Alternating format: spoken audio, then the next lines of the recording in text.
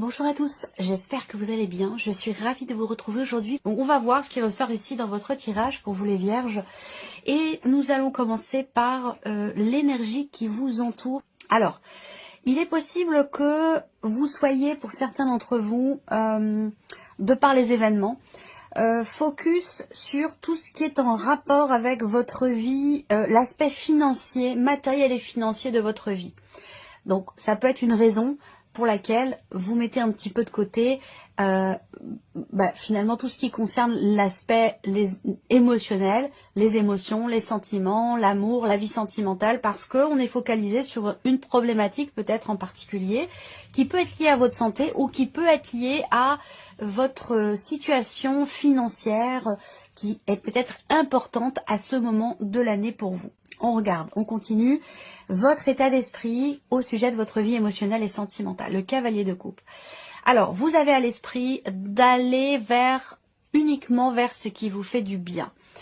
Alors, on a des émotions dans l'état d'esprit.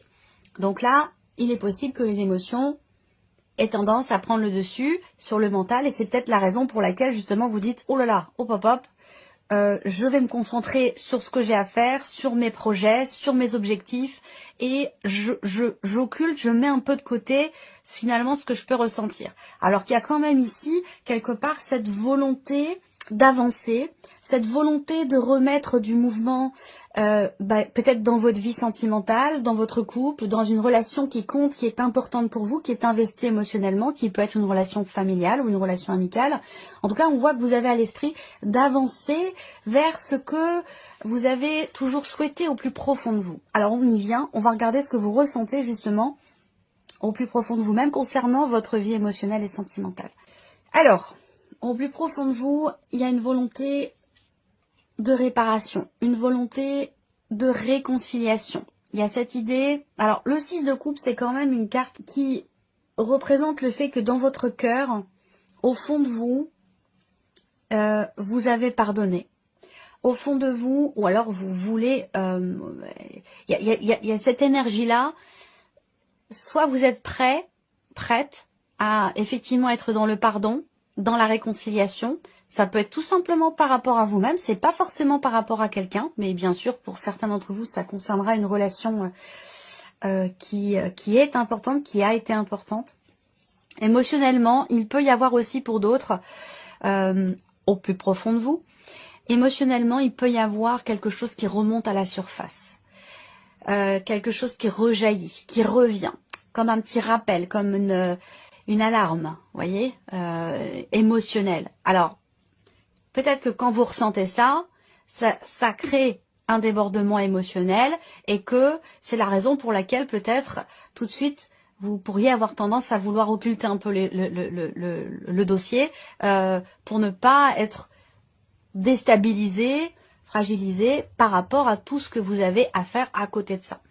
Bon, pour d'autres, au fond de vous, vous pardonnez, vous avez pardonné, vous êtes dans une dynamique quand même de paix, d'amour, de réconciliation, mais il est possible qu'effectivement, au fond de vous, vous soyez prêt à pardonner, à partager, à vous réconcilier, à réparer, régler quelque chose qui a un lien avec le passé ou un événement passé. On regarde ce que vous faites concrètement pour vous, pour votre équilibre émotionnel ou pour votre vie sentimentale.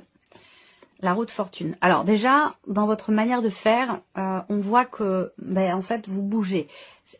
L'expression qu'on m'envoie là, c'est que vous ne restez pas les deux pieds dans le même sabot. Vous voyez? Donc il y a vraiment cette idée effectivement d'agir pour que ça bouge, d'agir pour avancer, pour pouvoir prendre un nouveau départ. Démarrer un nouveau cycle, démarrer quelque chose de nouveau.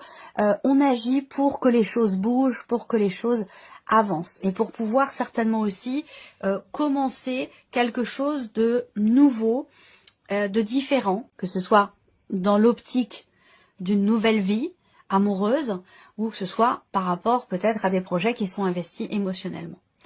Ensuite ici la deuxième partie, ça concerne une personne qui est en face de vous ou la personne à laquelle vous pensez, quelqu'un que vous portez dans votre cœur, que vous aimez. Ça peut être dans votre couple, évidemment, ici. Ça peut être votre partenaire qui est représenté là. Mais si vous n'avez pas de vie sentimentale, si vous êtes célibataire, ici, cette partie-là peut représenter une relation de famille ou une relation d'amitié. Vous prenez ce qui résonne en vous et vous laissez le reste de côté. Ne cherchez pas à ce que ça colle absolument à une relation par rapport à quelqu'un de votre entourage. Soit ça vous parle, soit ça vous parle pas. Voilà, c'est aussi simple que ça. Donc on y va. L'énergie qui entoure la personne qui est en face de vous. Bienveillance, respect, fidélité. Bon, là, pour moi, ça rejoint ce que vous ressentez au plus profond de vous. Donc il y a une interaction, il y a quelque chose, déjà on voit bien entre vous, qui fait que cette bienveillance, ce respect, cette fidélité qui entoure cette personne, il est fort probable effectivement que ça vienne de vous, puisque vous avez quand même le 6 de coupe dans ce que vous ressentez au plus profond de vous. Donc ce qu'on ressent au fond de soi, faut pas rêver, hein, c'est pas la peine d'essayer de le cacher, ça se voit. On peut pas cacher ce qu'on ressent, ça se voit sur le corps, ça se voit dans les yeux, ça se voit sur le, voilà. Donc je pense qu'effectivement là, on a déjà un lien. Cette personne, elle ressent ce que vous ressentez au plus profond de vous-même. L'état d'esprit de cette personne qui est en face de vous, la grande prêtresse. Alors, on a quelqu'un qui veut comprendre. On a quelqu'un en face de vous qui cherche à savoir, qui cherche à comprendre, quelqu'un qui veut approfondir aussi peut-être les choses concernant votre relation, concernant une situation que vous avez vécue ou traversée ensemble.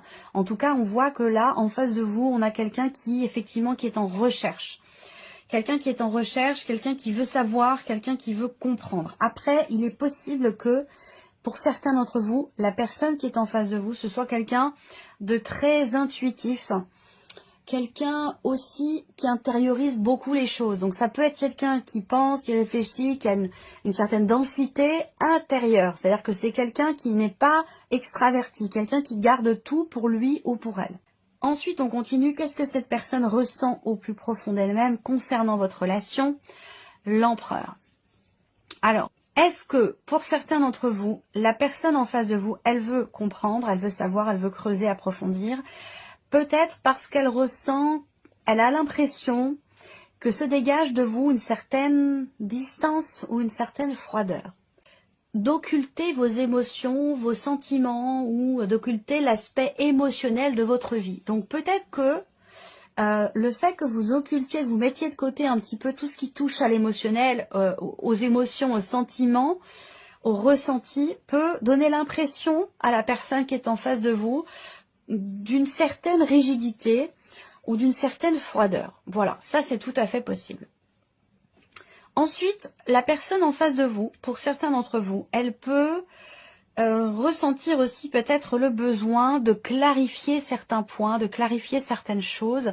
Et c'est peut-être la raison pour laquelle cette personne est dans une dynamique de recherche. Il y a une démarche, il y a cette volonté de comprendre, de savoir, de mettre quelque chose au clair visiblement par rapport à vous ou par rapport à un événement particulier de votre relation. On regarde la sphère de l'action. Comment cette personne agit concrètement pour votre relation? Cavalier de bâton. Alors, on a quelqu'un quand même d'assez... on peut avoir une énergie de feu quand même en face de vous et particulièrement pour certains d'entre vous, quelqu'un qui peut être du signe du bélier. Le cavalier de bâton, on a quand même quelqu'un qui fonce, quelqu'un qui y va. Alors, je vous ai dit, prenez votre temps, vous arriverez à bon port. Là, on a, à contrario, quelqu'un qui n'est pas du tout dans cette énergie-là. Là, c'est plutôt quelqu'un qui fonce. Le cavalier de bâton, c'est une énergie où, voilà, on y va, on fonce, on avance, on se pose pas de questions, on a confiance et on va, on agit. On est dans une énergie de, c'est une énergie de feu, hein, l'énergie des bâtons. Donc la personne en face de vous, elle est dans l'affirmation, j'allais dire, d'elle-même par rapport à ce qu'elle fait, par rapport à ce qu'elle veut faire ou dans sa manière d'agir par rapport à vous. On a quelqu'un quand même qui fonce, quelqu'un qui y va. Alors, on va regarder, et possiblement, si on est dans un aspect amoureux, on a quelqu'un quand même qui est beaucoup dans la séduction, mais qui cherche quand même à comprendre le pourquoi du comment et qui a envie ou besoin d'éclaircir ou de clarifier ou de cadrer quand même certaines choses. On a quelqu'un aussi qui peut ressentir le besoin de poser également certaines limites. On va mettre en corrélation vos énergies respectives et voir ce que ça donne. Alors, au niveau de vos états d'esprit respectifs, qu'est-ce que ça donne? vous sentir bien, que tout aille bien, voilà, que les choses, il y a ce côté un petit peu fleur bleue de votre côté, ce côté un petit peu aussi innocent. Il y a ce petit côté naïf qui peut ressortir là, mais qui n'est pas absolument pas péjoratif. Hein. On est un peu très fleur bleue, très romantique. Voilà. Alors, vos états d'esprit respectifs, qu'est-ce que ça donne quand ils se rencontrent? Eh bien, je pense que ça permet d'exprimer certaines choses. Il va être question de parler, de se parler, d'échanger aussi ce qui se passe dans votre tête, dans vos têtes, respectivement.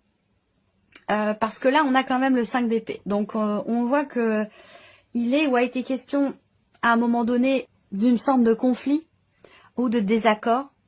Et ça va avec le fait que vous ayez envie de retrouver une paix dans la relation ou une paix intérieure ou de vous réconcilier avec cette personne ou réparer quelque chose ou tout simplement vous pardonner à vous-même aussi peut-être.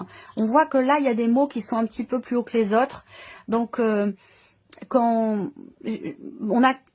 on a l'eau qui dort ici, hein, quand même, là. Cette personne, elle dit rien, elle parle pas, mais quand elle va s'exprimer, à un moment donné, ça peut être un petit peu, ça peut clasher un petit peu. Voilà, ça peut clasher un peu, mais ça permet quand même de trancher, d'y voir clair, et ça peut apporter aussi quelque chose de nouveau dans la relation. Parfois, finalement, c'est quand même salvateur, et c'est aussi parfois constructif que qu'il y ait à un moment donné quelque chose qui éclate comme ça, et c'est comme si on crevait l'abcès, et après ça va beaucoup mieux. Il peut être question de quelque chose comme ça.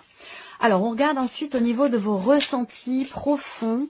Bon, bah écoutez, la carte des amoureux. Alors, ça, bon, bien sûr, ça va parler d'amour amoureux, mais ça s'applique aussi. La carte des amoureux va représenter de toute façon une connexion quand même assez importante entre vous et cette personne. Donc, vous avez cette optique de paix, retrouver la paix, se réconcilier. La personne en face de vous, poser des limites, clarifier des choses, mettre carte sur table. Quand ça se rencontre, quand c'est exprimé émotionnellement, ça donne quand même ici j'allais dire quelque part un rapprochement, une connexion quand même, ou une reconnexion entre vous. On va regarder dans la sphère de l'action maintenant. La sphère de l'action, vos agissements respectifs pour la relation. Ici, alors, ce que je voulais vous dire aussi, c'est qu'il y a cette idée de toute façon et ça ressort aussi par rapport à votre manière d'agir, c'est-à-dire que là, il y a cette idée de s'en remettre quand même quelque part au destin, de se dire, bon bah voilà, il se passera ce qui se passera. Je pense que vous êtes en paix avec vous-même, ou que vous êtes en passe de le devenir en paix avec vous-même, ou réconcilié avec vous-même, ou par rapport à un passé, ou concernant peut-être cette relation. Donc, à la roue de fortune, c'est la notion, c'est la roue du temps. Et c'est aussi la notion de destinée, le fait que l'on ne puisse pas tout maîtriser. Donc, il y a un certain lâcher-prise, peut-être ici, de votre côté, qui prend le dessus ici, où, dans la sphère de l'action, finalement, on s'en remet au destin, on s'en remet à il se passera ce qui doit se passer, il arrivera ce qui doit arriver, qui sera de toute façon au plus juste par rapport à ce que je vis. Je ressens vraiment les choses de cette manière pour vous, les vierges. Alors, on va ici terminer avec un message du petit oracle pour vivre les accords Toltec au quotidien. Je vais laisser venir 3 cartes. Et vous allez pouvoir choisir une de ces 3 cartes ou un chiffre entre 1 et 3 pour recevoir votre message concernant votre vie émotionnelle et sentimentale. Allez, on y va. On démarre avec la première carte, le chiffre 1. Je sors de ma réactivité émotionnelle. Je sens que quand je réagis au quart de tour, quand je me vexe ou je me mets en colère, je me coupe de moi-même et de la situation. Je pars alors dans des fantasmes qui me font souffrir. En prendre conscience est le premier pas pour agir. Ça, c'est intéressant. Deuxième carte, chiffre 2.